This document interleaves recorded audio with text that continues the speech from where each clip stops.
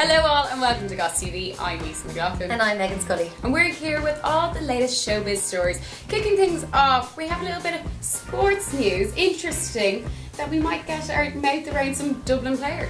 Yeah, well, if you want to taste Bernard Brogan, now you can. What is this about? Well, since obviously Dublin won the All-Ireland football final, Cleavery's restaurant in Essex Street here in Dublin have brought out a Bernard Brogan burger.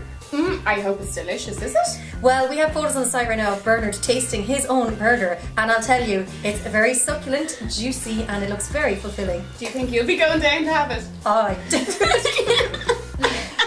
No, definitely. We are going to try out that burger this week. I think definitely we have to.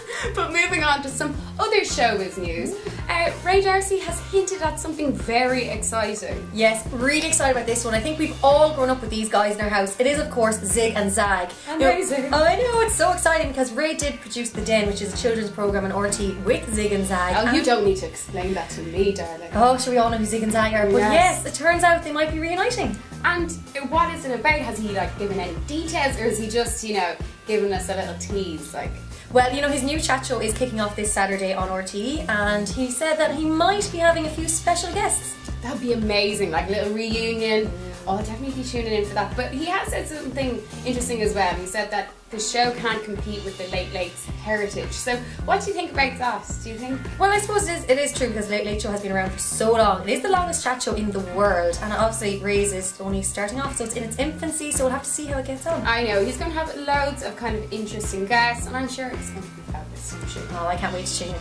I know, but we've got some other stage news.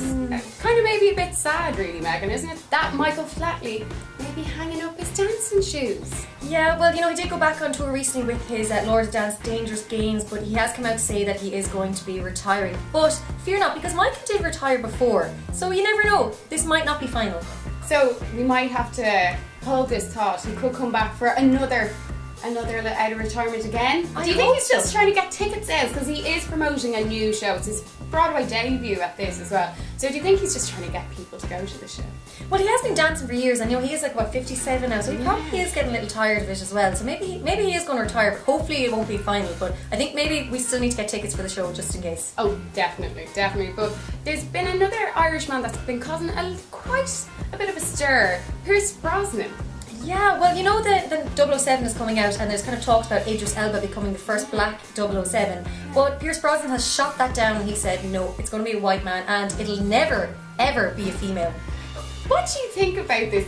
That someone even asked him that James Bond could it be a woman? Do you think that's right, or do you think James Bond is a male character?